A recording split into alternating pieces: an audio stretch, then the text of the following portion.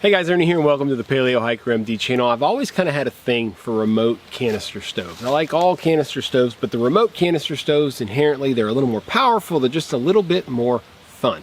And today we're going to be taking a look at a new remote canister stove from the company Fire Maple. I think you guys are going to like this stove. It's a little bit different, so stay tuned and we'll find out whether it's any good or not. Thanks for watching, guys.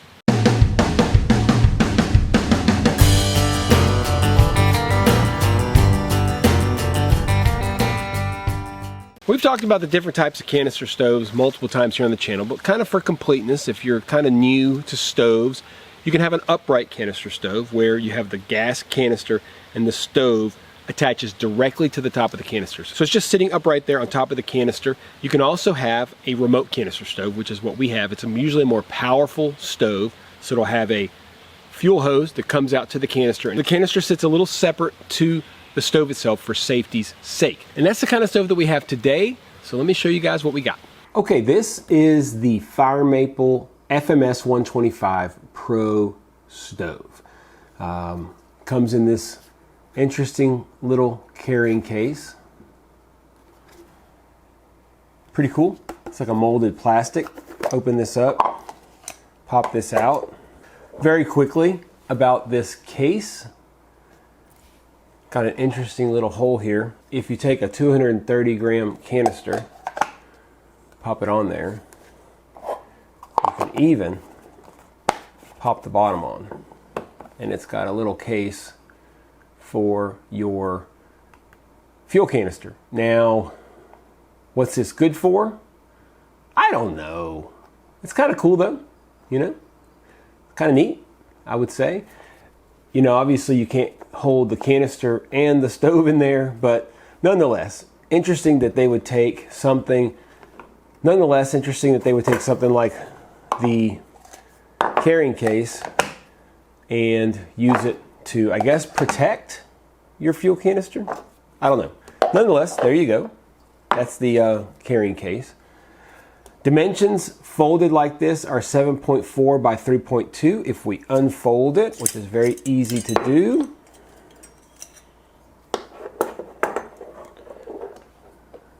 just like that, 4.3 by 3.2. Weight is 13 ounces, or 273 grams. Of power is 3,240 watts, or 11,000 BTUs. So pretty strong stove. Made out of stainless steel, made in China. Cost, I think, is a very reasonable $35.95. As far as some of the features, it claims to be wind resistant because of this design of the burner. It's got the burner inside of this little stainless steel kind of cup.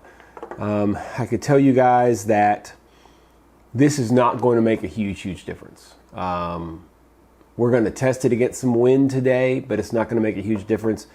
This kind of design looks great if you have a small amount of wind coming from just underneath it where it's hitting right here, but if there's any wind coming from above, it's going to kill that flame. I'm telling y'all, I've seen it a million times.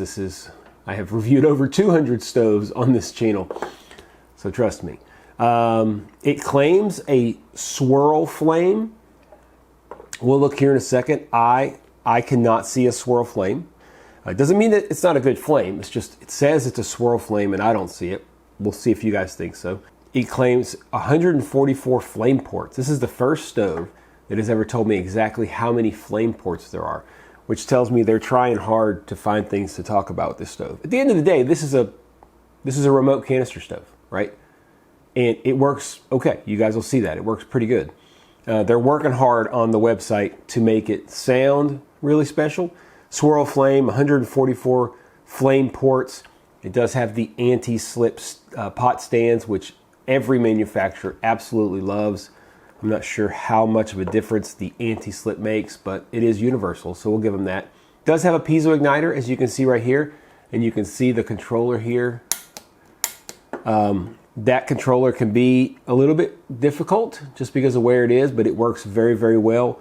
And as I said, the case doubles as a gas canister holder. Now, the coolest part of this is the potential for wind resistance. We're going to test it up against some wind. We're going to boil 2 cups of water with no wind, and then we're going to add a little bit of wind in the form of a fan. Now, this type of testing is brutal on these stoves. All right, we're gonna put a fan directly on the flame. And if I put a fan too close directly on the flame with something like this, it'll never come to a boil. It will never, because the wind will go straight across and the flames will never basically hit the bottom of the pot. I mean, if we put it right up against it, I think we'd run out of gas before it came, and that's with a full tank. So we're gonna put it at a little bit of an angle, give it some wind, and you're gonna be able to see it, and we're gonna simulate a decent wind on a windy day.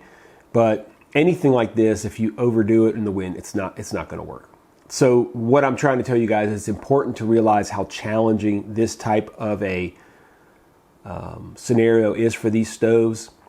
I put a fan up against these stoves, and some people say, boy, that's terrible, the time is terrible. I fully expect it to take 2 to 3 times longer to boil and use 2 to 2.5 times the fuel. That's what I would expect, and it could be worse, just depending. So we will find out. Anyway, let's boil some water, see how it does. I'm gonna show you guys the flame pattern on this bad boy first. We'll see if we can identify that flame swirl, and then we'll boil some water.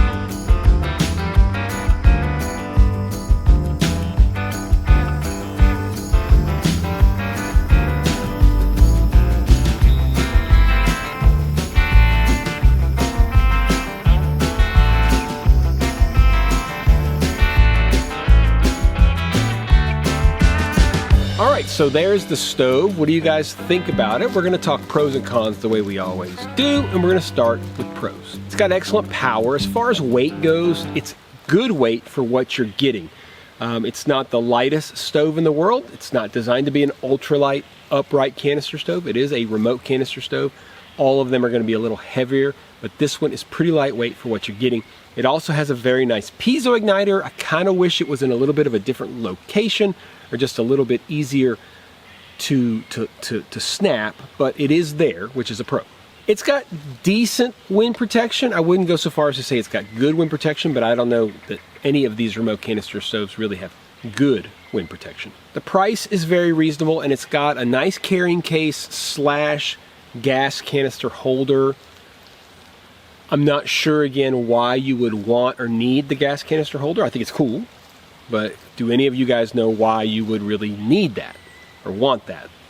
Let me know down in the comments. I've done a lot of stove videos, and I really can't figure out why.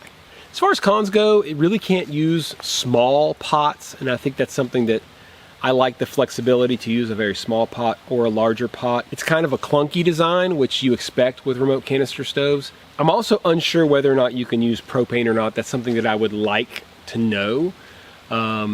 You know, a lot of people just say, throw it on there. I mean, I'm not going to tell you guys to do anything. Some manufacturers state very clearly that you can use a propane adapter, and some say you can't use a propane adapter. I'd love to know what the difference is. This one doesn't say. Up to you, I guess, but it is kind of a con that not only I don't know, which means that I can't, at least for me. So overall, what's my take on this stove? I like the design.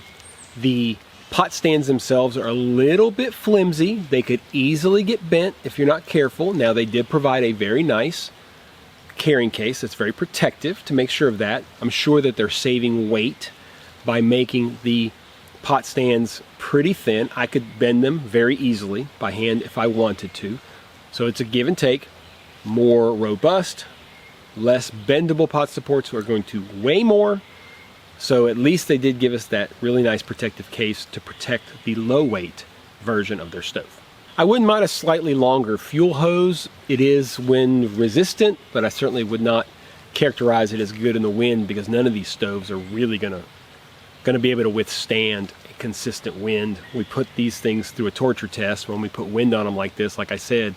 So yeah, kind of nothing stands out, good or bad. I mean, that could be a good thing. Nothing is bad about it, I would say, this is really not good. But I also don't see a lot that I would say, man, this is a great stove. You really need to pick one of these up. It's a good stove. How much was it? Now I can't remember. $36. I think it's reasonable for $36. But again, it's up to you. If you're looking for a remote canister stove, you're looking to spend less than $40, you want something relatively lightweight, nice protective case, piezo igniter, all these things, it is a good stove. Is it my favorite stove that I've ever reviewed? No, it's not. But like I said, I'll say it. There's nothing really good about it. There's nothing really bad about it. It's what you get. Not sure if you guys are aware, but I have an entire playlist on stoves. Over 200 videos on that playlist at the moment, which is pretty cool. So I'll leave a link down below, and at the end of the video, you'll see a click that you can click on that playlist for stoves. Go check them out. I got all kinds of stoves: remote canister stoves, upright canister stoves, alcohol stoves, solid fuel stoves, wood stoves, white gas stoves. I don't have a solar stove yet. Should I do a solar stove? Do me a favor, guys, if you like the video, hit the thumbs up down below. Really helps spread things across YouTube. I know a lot of you are not subscribed because I get Google Analytics. Hit that subscription button if you think that my videos aren't horrible and you may want to watch another one. Hit that subscription button. I would really appreciate it. I really want to get to 100,000 subscribers one of these days, and the only way to do that is for you to hit the subscription button. I really enjoyed this particular product. Fire Maple sent it to me to evaluate it. Probably not a stove that I would buy, to be honest with you guys, but I have a lot of stoves. So if you're looking for something like this, if you're looking at this particular stove and you want to know, does it work? Is it worth it? It does work. I think it's worth the money. Not my favorite stove, but definitely not my least favorite stove. As always, guys, I appreciate you checking out the Paleo Hiker MD channel. Stay tuned for more videos soon.